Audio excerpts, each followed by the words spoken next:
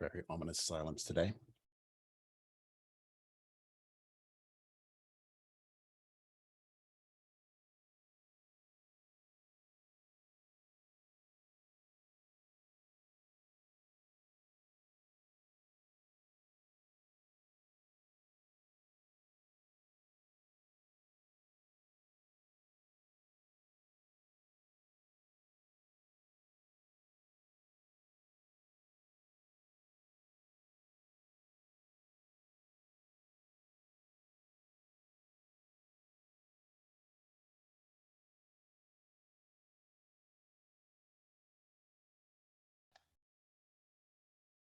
Hey, folks.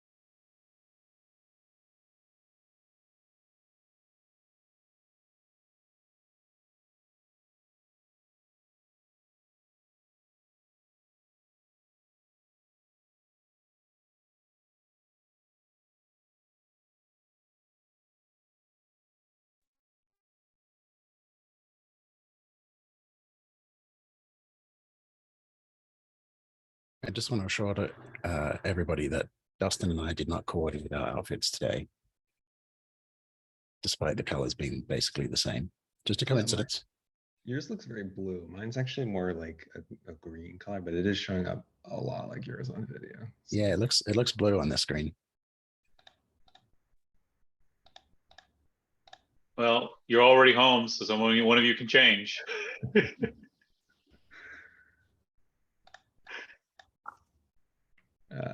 Cool. Yeah, just a reminder, if add your name, please, to the notes doc. I'll drop a link in here too for the notes.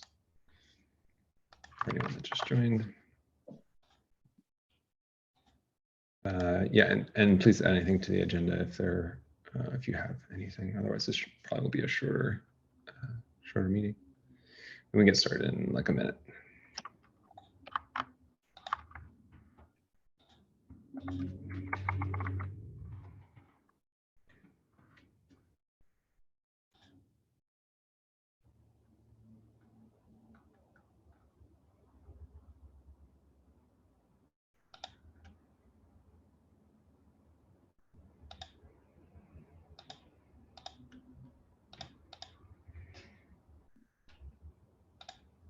Okay, cool. Let's get started. Real quick meta thing. We've gone ahead and put a future agenda through the rest of the year at the top of the notes doc. We will cancel the meeting at the end of the year near the holidays. There is at least one meeting on November 16th. And also actually the next meeting where we could use a backup chair or a regular chair if someone is available would like to chair. We'd really appreciate it. Just stick your name in the doc. Otherwise, these meetings may or may not be canceled based on my and Jacques' availability. So, Zach, thank you. I see you doing that already. Cool. Yeah, thanks for that. Chairing the meeting is very easy. We just get agenda items into the notes doc, run through them in order, and just sort of address questions and that kind of thing as we go, make sure everyone gets a chance to talk. Yeah, Jacques, anything else you wanted to add to that? No, I think that covers it all. Okay. And yeah, real quick, want to welcome anyone that hasn't been before. If you want to say hi and tell us who you are and where you work, that would be awesome. Is there anyone that's new? Let me share my screen as well.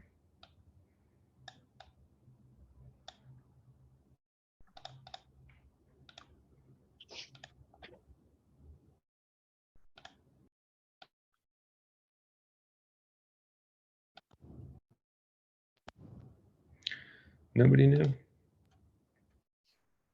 Okay, Well, welcome old friends as well. And yeah, let's see. Joseph, are you here? Do you want to talk a little bit about this agenda item we have stuck on here? Yeah, I see. Hello, everyone. Actually, I asked Mate if you would like to take over, Mate, or I can do some brief introduction about the topic.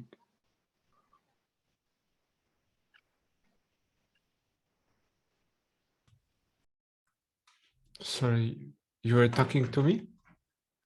Yeah, sorry, Mate. So I can do the Yeah, introduction. sorry, I had some. Yeah, I can. So, hi everyone. For people that don't know me, I'm Maciej Mansfeld. I work at MEND, and I work at the RubyGems security team. As a let's call it an open source commitment, and we tend to detect maybe not a lot compared to npm, but a fair number of research packages. And one thing that we wanted to discuss is how to deal with that, because up until now, our policy in RubyGems was to allow them as long as they would not be malicious or if they wouldn't collect sensitive information. And we could have a long discussion on what sensitive is for certain people, but let's say nothing that would be that could be exploited beyond a security research, right? That's how we see that.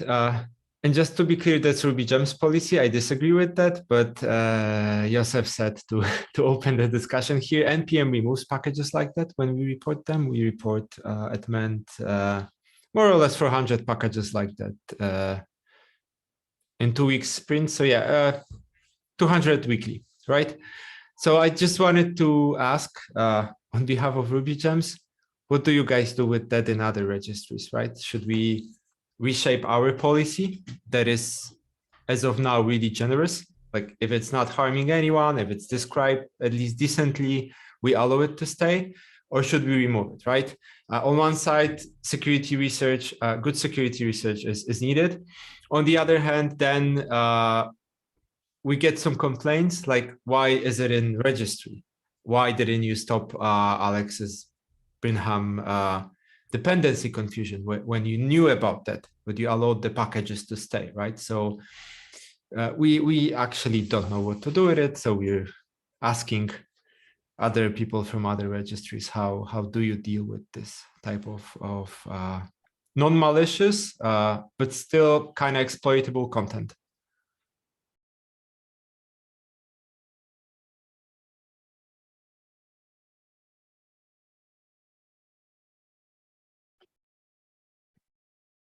Ooh, many opinions. So let me rephrase the question. Would you expect us to remove packages like this, right? If you would encounter a package like this in any registry that is sending something from your systems, whether it is or when it is not any sensitive information, non-keys, let's say IP host name. Again, we can argue if host name is something sensitive. I believe it is. RubyGems as a collective does not. Would you expect a registry like ours or any other to take care of content like this, even if it is well described and like has someone behind that we know?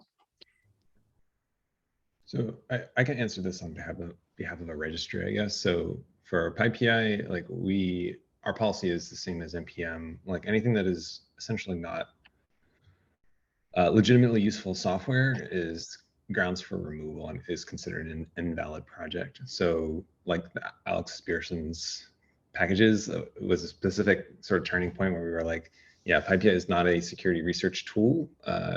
And so we removed all those, and we do remove essentially anything that checks the box of malware, including obfuscation or exfiltration, because essentially our policy is that there's no legitimate need for obfuscation, and there's no way for us to determine the legitimate use of exfiltration. Essentially, it all just looks like someone trying to compromise some users. So Even if the package says, I'm only a security project, do not install me, I am malicious, we take it down anyway, because essentially the support burden is high enough that it makes more sense to take it down than just get reports for it over and over again. And Dustin, is there any policy described somewhere in the public listing those rules, what's actually malicious and what is allowed and what's not in your repository? Yeah, no, but it is in progress. We are drafting it now because essentially we need to make something like that public about our policy there. Since I think this is something we can like work together, right? So we can use the policy once and share across the repositories with the same ruling. Since currently it's like a free form, at least on Ruby gems. If you would like to remove those packages, I think we will need to provide some reason for that. It will be nice to have something to just hand over to those researchers why it was removed, because it's breaking those rules that policy introduced. I agree. If you could invite at least me and yourself and whoever is also interested to see the draft, I maybe reuse it or put our comments, that would be really good. Because I have a plan to open a request for change in Ruby gems to exactly provide a policy like that, and then basically do a bigger cleanup.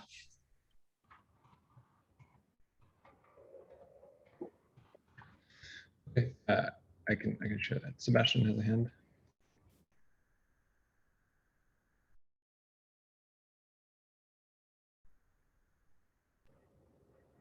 Sebastian, do you want to go?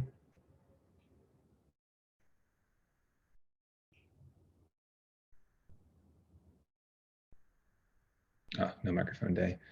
Jacques, do you want to go? Yeah, although Sebastian, you might type your question into chat and then someone else can read it for you. Firewire. Yeah, right. Yes, so wearing my end user hat, working at Shopify and worrying about bad people, I see any exfiltration of data as hostile. No matter what the stated intention of the researcher is, anyone can say that they're a researcher. Anyone can say that they're doing it for good purposes. And that seems to be currently the excuse for obviously hostile people, where they're like, oops, you caught me, but it was legit, I promise, right? It's just like somebody being caught robbing a bank. Oh, I was just here to withdraw my money. I don't know what you're talking about, right? So yeah, for me personally, I would be in favor of a tougher policy. The repositories are there for the maintainers and the end users. They're not there for security researchers. Can I follow up on that? Because Shopify has a lot of placeholder empty packages. Should they be removed as well? That's a good because question. They don't serve any purpose. That is a good question. We did that as a secondary, like initially as the first line of defense against dependency confusion, right back when it was the hot fresh thing. Mostly they haven't been removed out of an abundance of caution. If the policy was that they should be removed, then we'd go with that. And there's a case to be made that they should be, because they don't like serve an end purpose, but that's like a step further than you exhibit any behavior that could potentially be malicious, because they don't do anything. Yeah, I just wanted to follow up on what's your opinion on that? Yeah, it's a good question. I hadn't thought about it before. Because there are many companies that, and that's actually justifiable, right? That version their packages with v something, right? Google likes to do that. They release different packages for different versions, probably also because they're different in what they do, or different APIs. So like the maintenance may be distributed across bigger teams. But they also do placeholders, right? They have, let's say, v1 and v2 should be removed at v3 until it is not being used. And how should we deal with this non-security part where, let's say, I like to do data mining, so I just pick a lot of names that I know that are going to be taken, not for typo scoring, but just because, and I can claim, hey, but I created a v3 version for this API. I'm not Google. I'm not Shopify or whoever, but this is a legit API. This is a legit package. Should this be then removed, right? So my worry is that it opens a Pandora box. So I wouldn't remove empty placeholder packages, just the non-usable ones, because for you guys, it's clearly visible what is the purpose of them, right? Mhm. I don't know. I would want to start with the current scope of the discussion, which is when a security researcher uploads something and it does something that vaguely resembles malware, like dials home in some way to prove that they did it. I don't care. I don't give a shit if they can publish a paper or not, or whether they get a cool blog post or a conference talk. That's not my problem. My problem is that they're exfiltrating data from my systems. I hadn't thought about the placeholders. I would suggest that would be like another conversation as to like, as we move along the hierarchy of what we consider to be abuse of the repository, then we can sort of, I think, discuss that in stages.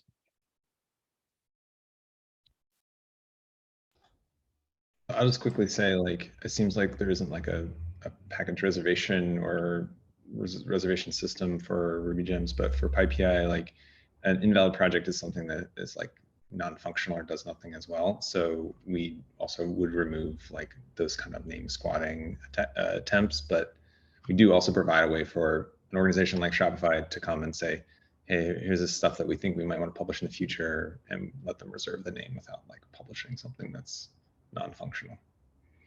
Sebastian seems to have a working mic. Thank you. Testing 1, 2, 3. Great. Okay. So to the earlier point of host names and packages exposing a host name to an external server, I believe that would come under personally identifiable information under GDPR. And so I would say that that's a fairly significant privacy risk for people using these package archives. Okay, then another Pandora box. What about telemetry? I would say more that, and more packages keep track for the internal users, like for the maintainers knowledge, right? It's good to know who's using all versions and so on. So question is, should we, and how should we deal with this? If because it can and may not be abusive, right? So well, it's not inherently against the GDPR to collect telemetry, but I would highly doubt that most individual maintainers on a package archive would have the legal skills and experience to properly manage that. So one solution could be to take the approach that Debian uses, which is to patch the packages to remove telemetry by default and leave it as an option. And maybe that's not going to be really suitable for a community archive.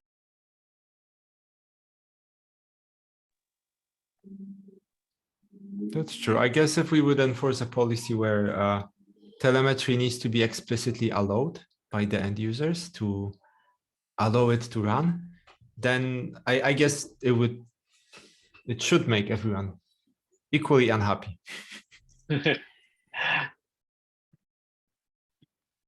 Well, I think a lot of people who would like to collect telemetry for their packages would like to have a sample.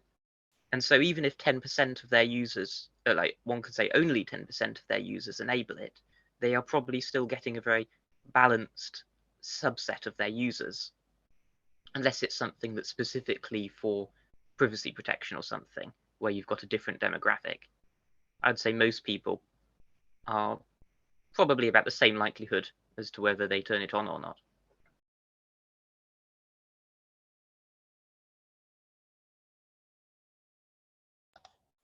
I see Zach with a hand up. Yeah, I want to let you all finish up the telemetry conversation if there's more to be said there, because I was gonna move on to something else.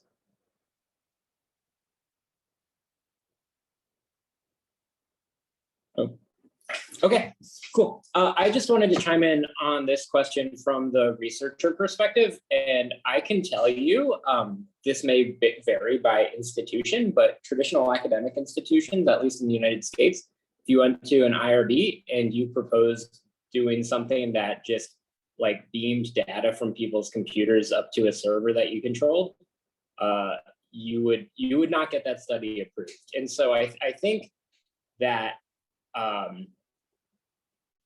I am in favor of the repositories being really harsh, especially about non-opt-in telemetry and exfiltration of data. And I think that no reasonable researcher would object to that. I think, you should allow your users and study participants to have, some notion of informed consent. That's like a real requirement of even like really low key anonymous survey data. And so, yeah, I'm in favor of I am against anything where unwitting users are part of your survey.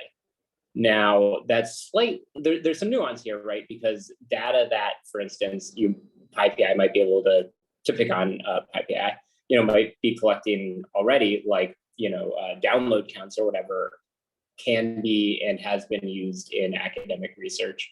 And so I think there's some nuance there, but I think that's different. It's sort of the difference between something running on a user's machine, beaming information up, versus, you were making an API call. You typically have an expectation that wherever you were sending that API call is maybe reporting some statistics about it, though not any API.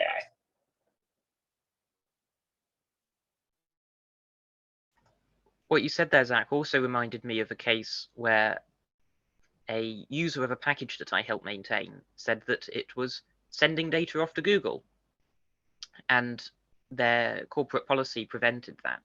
And that was a bit strange, but it turned out that there were so many dependencies of our project that it was very hard to find out which of the libraries was sending that information. And so having a opt-in would make it much better when you've got packages that are linked to other packages as dependencies, and where the user doesn't know that they're installing it necessarily. Yeah, absolutely. And putting on a different hat, the hat of a software developer, I would be extremely surprised to find that library dependencies were performing telemetry, and surprised in a bad way. And I think that I am a fan of opt-in in every case. When in a past life I was shipping command line tools, that's how we did it. And our metrics were worse, and you live with that. Because you have to respect people's privacy. Yeah. So, and out of fairness, I ought to add that it turned out that this library probably was not sending data to Google, but the mere fact that it had code in it that was capable to made our users a little scared for a while. And that kind of thing, it needs to be smoothed over, if not for security, for community acceptance.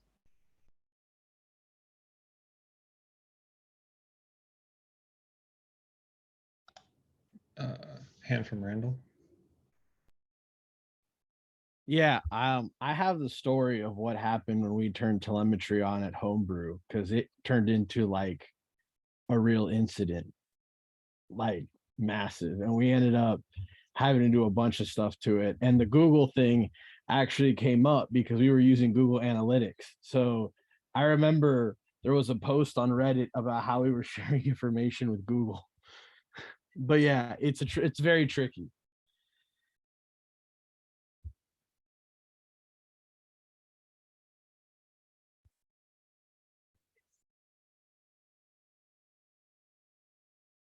If I remember, Randall, that was the analytics that looks at how many people are using. Basically, how many downloads for the most part. Right. Which, I mean, most repositories gather in a I guess, a different way. They just This was look at also, I gotta say, this was like very early. This was maybe like 6 or 7 years ago that we actually started doing this. So it was very, very early. And I just remember that this was my first time actually making it to the front page of Reddit. It's never for what you want. No, but there's been a few incidences like that. I remember we accidentally deleted a jailbreaking tool, and that was another incident I ended up on Reddit for, because we were conspiring with Apple to take care of jailbreaking. And yeah, open source is as a very broad church. Yep. Has a generous wing devoted to conspiracy theorists. But Yep. it's the nature of the beast. We all have hidden agendas that we don't know about. Yeah, sometimes they get quite elaborate, but Yeah. that's another discussion. Yeah. So I want to try and bring us back. So we started out talking about essentially policies on malicious packages, and the telemetry talk is definitely very interesting. But I think so. One takeaway I'm getting is it'd be great to sort of understand what everyone's policies on malicious packages are, but more importantly, maybe it would make sense for us all to have sort of a shared policy or have some way for us all to agree, like what is and isn't valid on a software repository. I don't see any way we can enforce this across all of us, but I think maybe having collaborating on a single document that describes this under the umbrella of OpenSSF would be helpful, because it would sort of enumerate like things that repositories don't want and allow us to actually write our own repository specific policies based on that. I think we have a best practices like repository group. The best practices work group is kind of around. It's not them. It's the one Jeff leads it. I think Jeff Meadows. And they made the NPM best practices. They were the group that published that. I'm a part of a lot of groups, so I don't remember all the names of all the groups I'm a part of, but there is one that's supposed to like be for the like software repositories to like publish a set of like, this is what we consider best practices. I'll find it on GitHub and I will send the link on chat. I guess this is kind of the inverse, right? This is worst practices. This is like the stuff we definitely don't want you to do. Right. I don't know if that would fall under the umbrella of that group or not. Maybe we can collaborate with them. Right. So one action that I'm going to take out of this, I shared, there's a link here on what PyPI already considers to be invalid projects. It doesn't go into a lot of detail about malware specifically. It just says malware. So I will share like updated draft, and what we're actually working on is an acceptable use policy, which we don't really have right now. But if you're interested in seeing a really good one, GitHub's is really good in describing like what represents acceptable use, what can be published on GitHub, that kind of thing. But I'll share that. So is there anything else that we as a group should probably do here? Well, Dustin, I think it's important to recognize here that every region, every set of customer types, right? Fed, for example, is going to have a different set of rules and regs in this area. And it is the cloud provider's requirement to make sure, for these repositories that it's providing and for its private customers, et cetera, that it adheres to the security policies of that region, legal, federal, that sort of thing. EMEA has their own rules, for example, especially with regard to the types of data you can expose.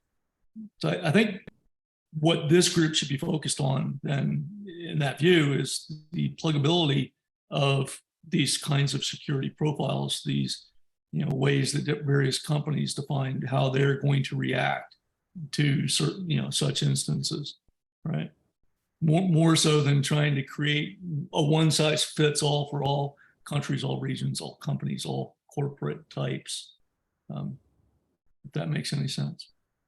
Yeah, I think maybe the telemetry stuff is kind of getting mixed into this a little bit. So I think like the original question was about the repositories at the end of the day have the final say on what gets published there. And so sort of setting a baseline for what is and isn't valid to get published on a public software repository. Right. Is the ultimate goal. But maybe I was missing. And when you say repository, you're talking about a specific instance, right? A company owned thing like GitHub, or are you talking about an API? I guess that's my question. I mean, yeah, maybe it's broad what we consider software repository. Generally in this work group, we consider those to be like Ruby Gems, PyPI, Maven Central, GitHub software repository, right? Like all these, the big ones that are most widely used. Yeah, Docker, OCR, ICR, there's like lists, and usually those are corporate entities that are funding them, right, at some point.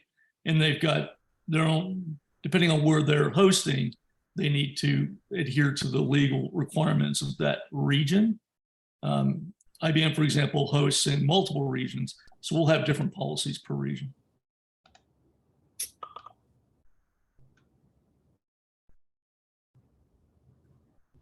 So we are half an hour into this. We have a half an hour left. Anything else on this topic? Anyone wants to add?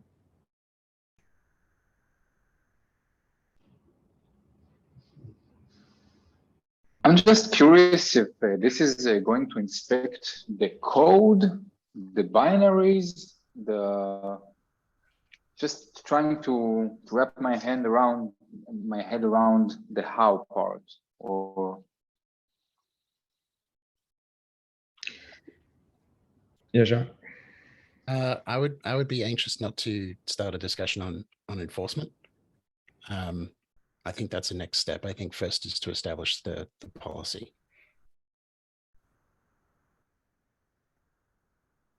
So I'm sorry, that's me sort of like politely blowing you off. I know, but I just feel we could easily get into the weeds on all the details of how we do it. Yeah, and I'll add, like, I think setting some sort of idea of what is considered unacceptable helps everyone that's building tooling to review and detect and find all this stuff. Like, yeah, we could have an endless discussion about ways to do that, but it's the, like, you'll know when you see it kind of thing that we're trying to identify here. Yeah, Mashis? Yeah, let's just first define where we want to be, and we can figure out how we can get there. In the end, for us, it's a community effort, so we'll figure things out down the road. Okay, are we good to move on to the next topic? All right, Jacques. Yes, this is a quick update on the proposal to have a shared help desk. You may recall that we talked about this at the last meeting, or maybe you don't, because it's at a different time. But to summarize briefly, several repositories, or most repositories, are volunteer operated and have limited sort of bandwidth for dealing with support issues. Many of us would like to expand the coverage of MFA requirement policies to larger cohorts. But of course, the more people you have, the more people need MFA resets to be performed because they lose their phone or something else happens that goes wrong.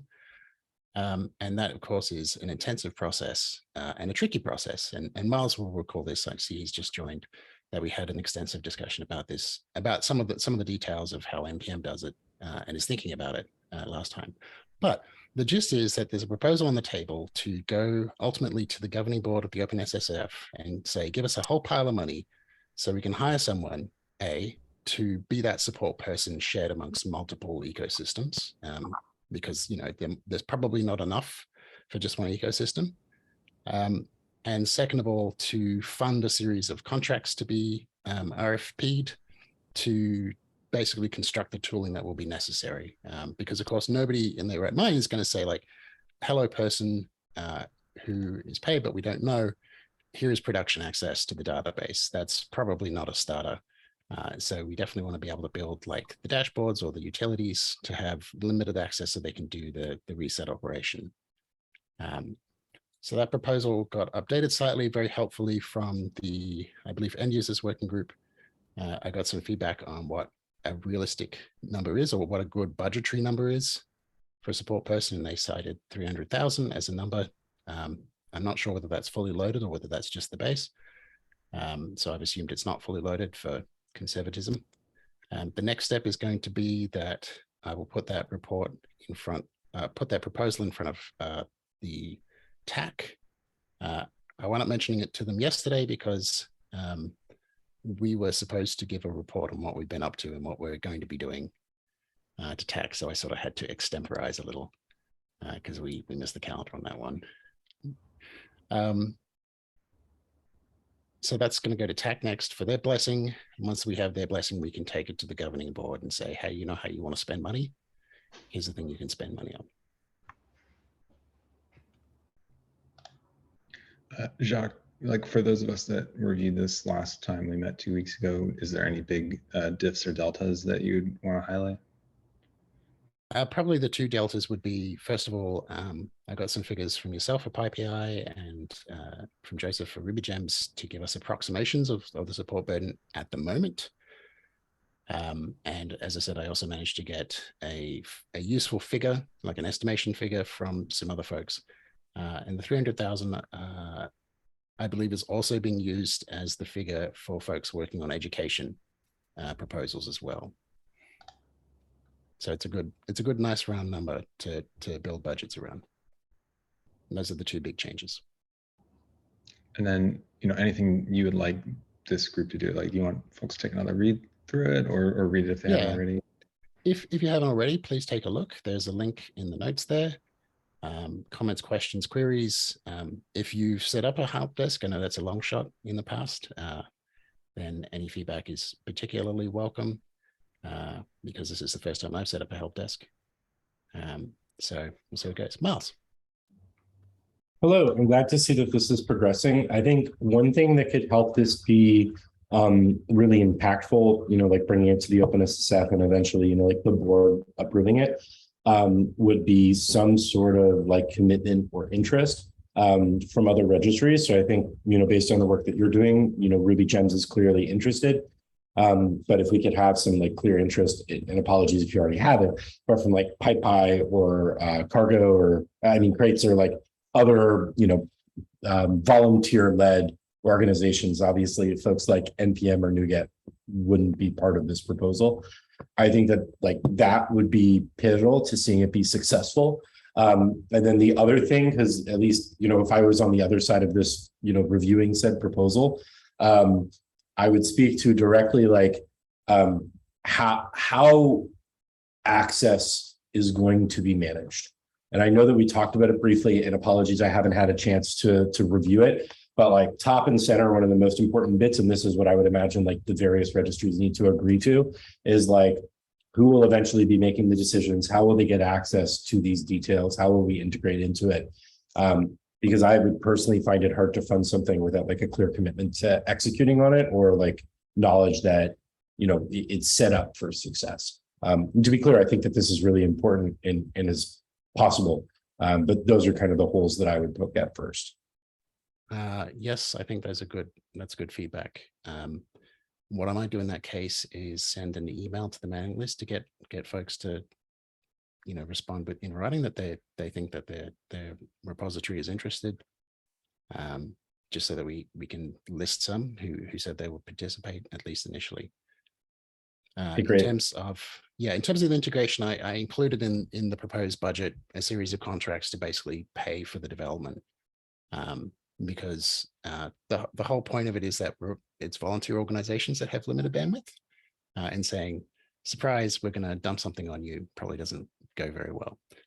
I'm going to turn off my screen and monitor for a second. I got someone at the door, but I'll still be listening.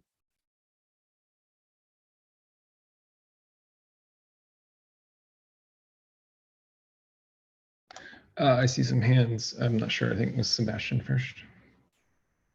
I think it was Randall, so go on. I was just gonna make a comment to Jock that he should have a conversation with Krob, because Krob has something that there are parts that overlap, so it might be worth talking to him.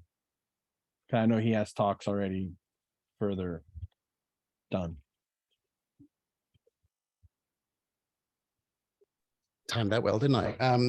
Do you know which group that's coming out of? So I That's can the show up SIG there and cert. ask? That's because basically originally the ideology of the SIG cert was to create like a first response unit, but now that things are starting to move and like there are groups that are starting to like gather information, we're starting to realize that might not be entirely possible. So now it's kind of sitting at this 50-50 split of education and like incident response. So that's why it might be worth having a conversation with him. Yeah, that makes sense, right? Like there would at least be stablemates. Just so that way, because I know that we're having like this overlap thing with certain groups and whatnot. So that why, Yeah. Well, it's a nice problem to have, that we have enough going on that we have to work out what's going on. Agreed. I think Sebastian. Sebastian was next. Thank you.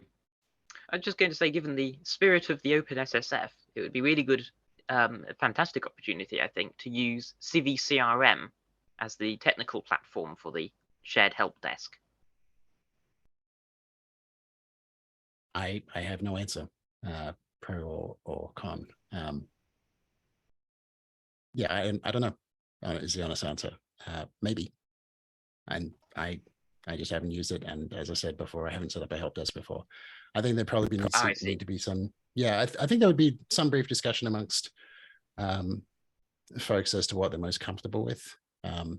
So that itself is going to be probably a question of development or integration, because I expect that everybody's using something different. I know that RubyGems uses Zendesk as its management thing at the moment. So, it might be that we have to like slurp stuff out of the API there, or we leave it there, or we all go to Zendesk, or we go to somewhere else like CVCRM. I don't know at this stage, but that's a good point. Right, I see. Yes, integration difficulties with that platform. But I'll post a link in the chat, so if anyone wants to have a look into it. Thank you. Yes, integration is definitely one of the reasons that the budget includes a substantial amount. The proposed budget includes a substantial amount of money, basically, for letting contracts to deal with integration problems, because it's not possible to let it's very unlikely that we could let the project to one vendor and get everything done, because we'd need them to be experts in Python, Ruby, potentially Rust, Java, like all these different things. Whereas realistically, what we're going to wind up doing is probably have some level of centralization somewhere, and we can all go outside and have a wrestling match about whose technology will reign supreme. But in terms of like the local integrations, then you'll want experts in those fields to focus on their own stuff. Right, I see. Yeah. Anyway, it's a potential opportunity, and the more open source tools we use, the better it is, because other package archives can adopt the process, if not the community that we've developed. It's a good point. It would be nice to have something open source and shared.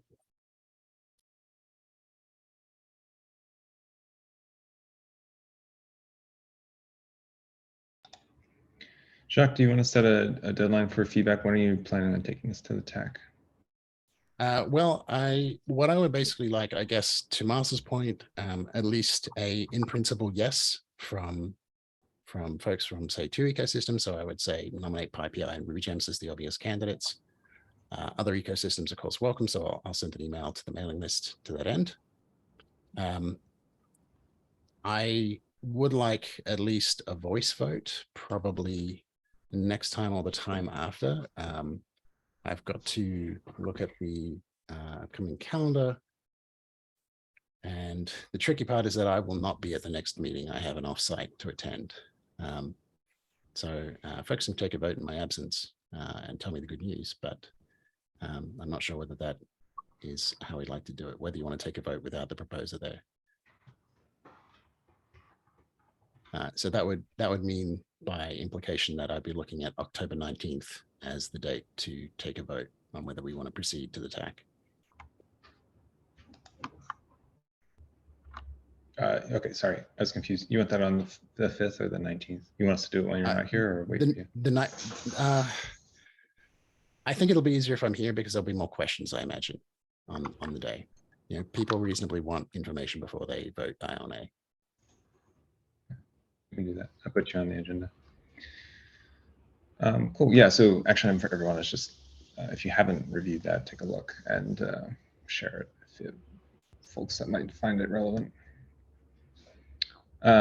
Cool. Anything else on shared help desk proposal?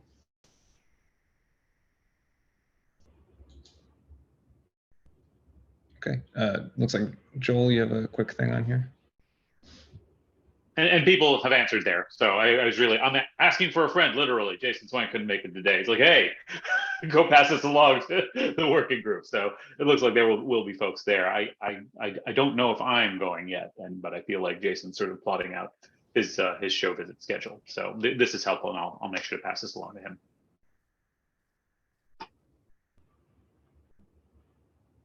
Yeah, I just want to highlight, like, Zach is giving a talk at SigStoreCon, and actually, like, one of the contractors that have been working with my team on SigStore Python stuff is giving a talk on like SigStore and Python ecosystem. So a bunch of relevant stuff happening there around SigStore. I don't know, I haven't really looked at the broader agenda. Maybe there's some other relevant stuff we could highlight here, but yeah, the only thing that's, I think, worth calling out is a lot of stuff around Tough, the update framework, lives under the umbrella of the CNCF, which is hosting SixDoorCon. And so there's a few things going on later in the, or sorry, is hosting SixDoorCon and KubeCon.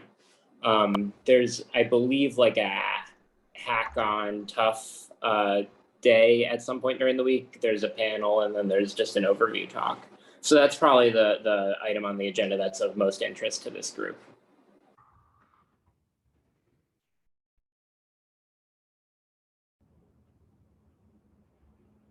Cool. I think that's it for our agenda. Is there anything else?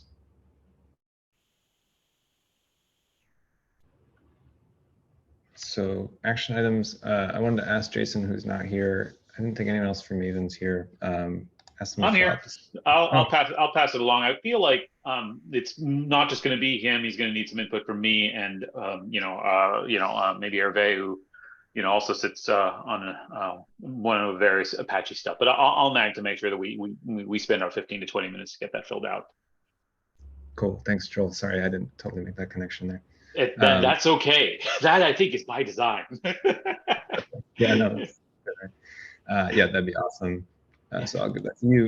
I'm going to share the draft maybe by next week on IPA's valid and invalid projects policy. And then, yes, give Jacques some feedback on the shared help desk thing.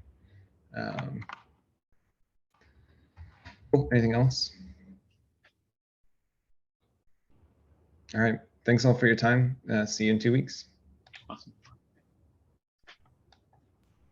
Right. Thank you. Bye.